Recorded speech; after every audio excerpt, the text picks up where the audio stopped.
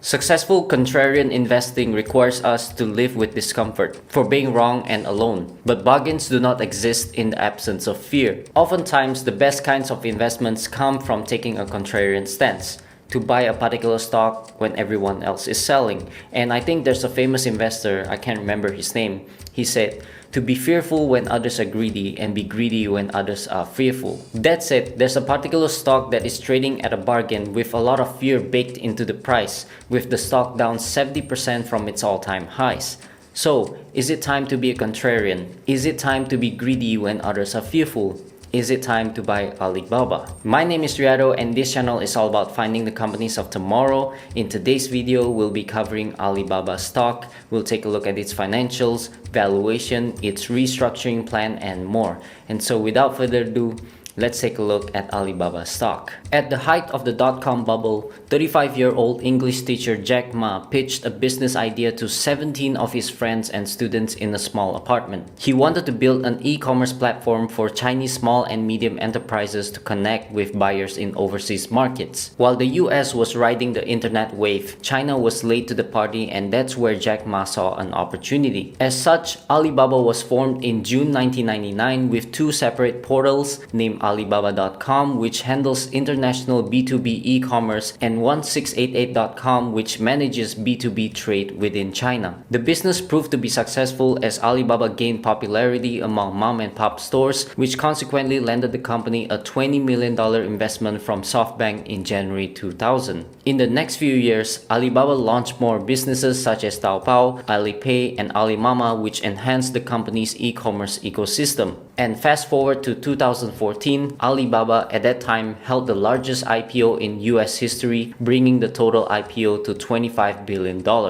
So basically, Alibaba's mission is to make it easy to do business anywhere by building the future infrastructure of commerce. This is made possible through its 7 different operating segments. I won't discuss all the different products offered by Alibaba, but I'll just briefly mention a few of its key products. First, we have the China commerce segment, which includes Taobao and Tmall, which are both e-commerce marketplaces similar to Amazon. In Taobao, you mainly find mom-and-pop stores, while Tmall caters to larger, more established brands. Then there's 1688, which is the B2B side of Alibaba's China commerce segment, which connects wholesale sellers to wholesale buyers in China. Secondly, we have the international commerce segment, which includes Lazada, which operates one of the largest e-commerce platforms and logistics networks in Southeast Asia, and of course the flagship Alibaba.com website, which allows businesses all over the world to buy in bulk and source materials directly from China. Next, to complement Alibaba's China commerce segment, Alibaba also provides local consumer services such as on-demand delivery through Ali.me, as well as mobile digital map and navigation services through A-Map, which is also an open platform that can be used by other businesses that require digital mapping and navigation services in China. And then we have the less exciting segments, the digital media and entertainment, as well as the innovation initiatives and others, which provides online content, games, and movies and other technologies. So these 5 segments are built upon Alibaba's infrastructure units, which includes Cainiao, which is a domestic and international all-in-one logistics services and supply chain management solutions, as well as Alibaba Cloud, which offers a complete suite of cloud computing services. So these 7 different business units all together make up Alibaba's ecosystem. Now let's take a look at some of its competitive advantages. In my opinion, Alibaba has 4 different competitive moats, and the first one is technology. As I've discussed earlier, the Alibaba ecosystem offers the most vertically integrated range of products and services, including marketplaces, logistics network, and cloud services, and so on. And because of this, Alibaba also gains data advantage as it can collect data from its 7 different segments, which allows Alibaba to generate significant consumer insights, develop better AI technology, and ultimately provide better products and services to its customers. It is also worth noting that Alibaba Cloud, as you can see right here, is the leading cloud platform in China, as well as a strong performer in line with Google Cloud, but trailing behind AWS and Microsoft Azure. So this speaks volumes about its technology moat, especially in China. Next, I think Alibaba has a scale moat as well. According to analysis, Alibaba is the largest retail commerce business in the world with 50% market share in China alone. As you can see, Alibaba's retail e-commerce sales in China were almost twice that of Amazon's worldwide sales in 2022, which really displays the company's scale dominance. In addition, Alibaba is also the largest cloud services provider in China, offering computing services and data centers in 27 regions globally. So without a doubt, Alibaba has scale moats in the e-commerce and cloud platforms industry. Alongside its scale moat, Alibaba also enjoys strong network effects. According to its 2022 annual report, Alibaba has 1.3 billion annual active consumers, which is about 16% of the world population. The company also has 1 billion China annual active consumers, with 903 million of those coming from the e-commerce retail business. And to put that into perspective, that is almost 70% of the population in China. In the international side of the business, Alibaba also has 305 million annual active consumers overseas, with just 4 different platforms, so that is huge. In addition, there were over 124 million annual active consumers in Taobao and Tmall who spent more than 10,000 Chinese yuan, which is about $1,400 US, with 98% of them remaining as active buyers in 2022. So these are high quality customers that repeatedly use Alibaba's platforms. Not only that, but there were over 320,000 brands and merchants on Tmall, including over 80% of the Forbes Top 100 world's most valuable brands for 2021. In addition, Alibaba Cloud works with more than 60% of A-share listed companies in China. So these are staggering numbers, which shows a large network of consumers and businesses in Alibaba's ecosystem, which gives the company powerful network effect moats. So given Alibaba's vertically integrated ecosystem, unmatched scale, and large network, Alibaba enjoys cost advantages moats, which is amplified by a strong brand, allowing the company to acquire customers or transactions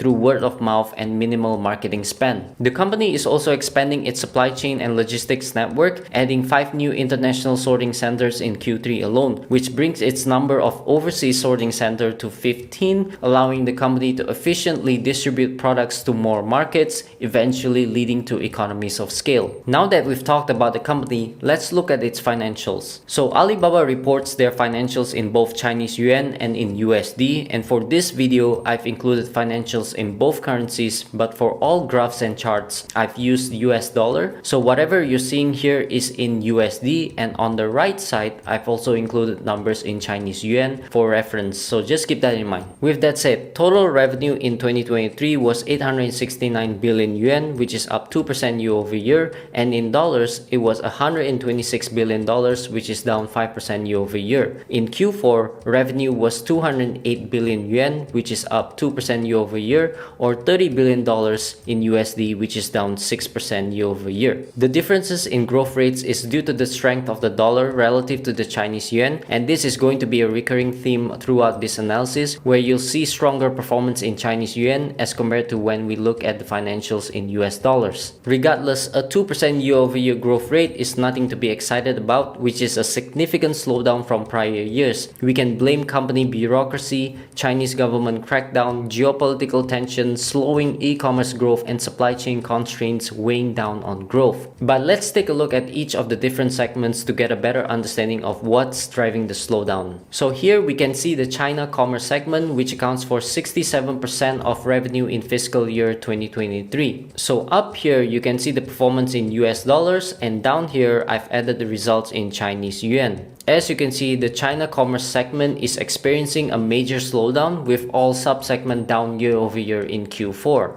China commerce retail revenue was 565 billion yuan in 2023, which is down 2% year over year, and 132 billion yuan in Q4, which is down 3% year over year. The decline was due to lower order volumes on Taobao and Tmall, which was down mid-single digits year over year due to soft consumption demand, competition, and supply chain disruptions. However, management did mention that GMV returned to positive growth in the month of March, so we could see the China commerce retail segment returning to growth growth mode. On the other hand, China commerce wholesale business was up 4% year-over-year in 2023 to 17 billion yuan. However, Q4 saw an 8% drop year-over-year due to the same reasons as the retail segment. Overall, total China commerce revenue in 2023 was 582 billion yuan, which is down 1% year-over-year, and in Q4 it was down 3% to 136 billion yuan. And again, given that China commerce make up the bulk of revenue, the slowdown in the segment pretty much dragged the entire business down as well. On the bright side, the international commerce segment is still showing strong growth. As you can see, international commerce retail revenue was 50 billion yuan in 2023, which is up 17% year-over-year, while in Q4, revenue was up 41% year-over-year to 14 billion yuan, which is an acceleration from prior quarters. And growth in this sub-segment was due to higher order volumes across all platforms, which include Lazada, AliExpress, Trendyol, and Daraz. AliExpress in particular saw the strongest growth as it just launched Choice in Q4, a new service to global consumers, and Lazada also saw double-digit order growth and improved monetization in Q4. International commerce wholesale was 19 billion yuan in 2023, which is up 5% year-over-year, while in Q4 it was 5 billion yen, which is up 3% year-over-year. So overall, the international commerce segment is still showing robust growth, with revenue up 13% year-over-year to 69 billion yuan, and in Q4 it is up 29% year-over-year to 19 billion yuan. So that's Alibaba's commerce business segments, and now let's turn to its other business segments. Here you can see the rest of Alibaba's segments. Local consumer services, which include Ali.me, Amap, and Fliggy, seem to be growing nicely with 50 billion yuan in 2023, which is up 12% year-over-year, and this growth is driven by higher average order value of Ali.me and strong order growth of Amap. Moving on, Cainiao, which is Alibaba's supply chain and logistics business, grew 21% year-over-year to 56 billion yen in 2023, driven by higher international fulfillment solution services and increasing demand for consumer logistics services. So the continued growth in this segment is encouraging to see. On the other hand, Alibaba's cloud business is showing significant slowdown, with the cloud business only up 4% year-over-year in 2023, generating 77 billion yuan. Moreover, in Q4, the cloud business declined by 2% year-over-year in Chinese yuan due to delays in delivery of hybrid projects, normalization of content delivery network demand, as well as a top customer gradually moving out of the platform. In their earnings release, Alibaba also announced that Alibaba Cloud is going to cut prices on some of its core utility products,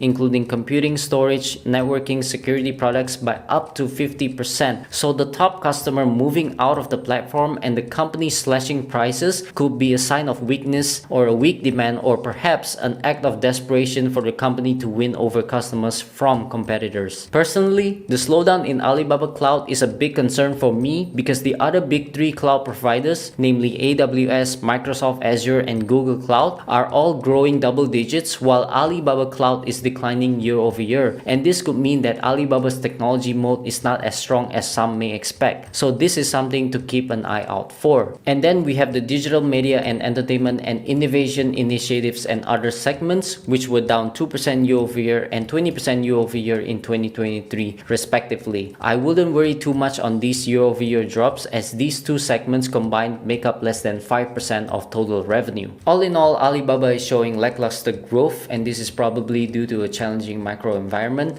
a slowing e-commerce sector, as well as pressure from the Chinese government. But looking at the different business segments, we can see that China commerce is struggling, and this is a big concern because China commerce segment is the biggest contributor to revenue. In addition, Alibaba Cloud, which is probably the most promising segment, is also declining.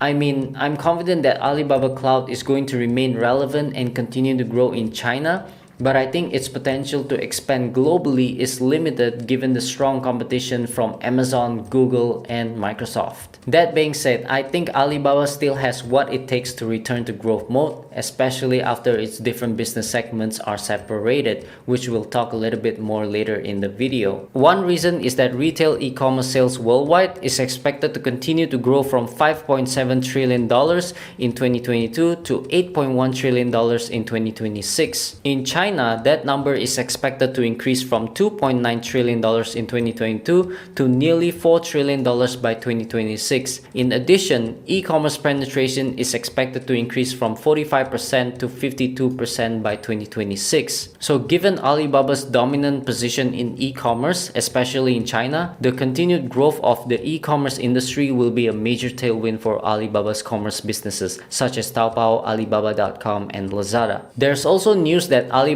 intends to expand its e-commerce operations to Europe, and although this will expand Alibaba's revenue potential, I don't see this as a good move by management because, as you all may or may not know, Shopee, which is Alibaba's main competitor in Southeast Asia, tried to enter Europe as well, but they eventually exited the market. The company did not give a reason for the exit, but my gut tells me that Shopee tried to replicate their strategy in Southeast Asia and take it to Europe, which I think is not going to be successful in other parts of the world, let alone in Europe where it has a completely different demographic. And I think Alibaba expanding to Europe also goes to show that growth is really lagging in China and that they are desperately trying to find the next growth catalyst. And to me, it seems to be a distraction for Alibaba, and that could waste a lot of the company's resources that could be used for other things like share buybacks or strengthening their e-commerce business in existing markets. I may be wrong, but it seems like Alibaba is going to end up just like Shopee, but that's just my opinion. But moving on, Alibaba has growth opportunities elsewhere, namely the cloud industry. I expect Alibaba Cloud to remain in a position of strength in China and probably in most parts of Southeast Asia, so the growth in the cloud industry in China should benefit Alibaba Cloud despite its recent slowdown. As shown here, McKinsey projected that the cloud industry could deliver more than $3 trillion in EBITDA value across the Forbes Global 2000 by 2030. And in China alone, the cloud market is expected to grow from $32 billion in 2021 to $90 billion by 2025. So these should be major tailwinds for Alibaba Cloud. And not forgetting to mention, the AI market is expected to explode in the next few years, growing to $1.8 trillion by 2030, and Alibaba should be one of the key players in AI, especially in China, and the company is already rolling out its latest large language model called Tongyi Qianwen. The company also expects to integrate this new large language model into all business applications across its ecosystem, and this should be a key revenue driver for Alibaba Cloud for years to come.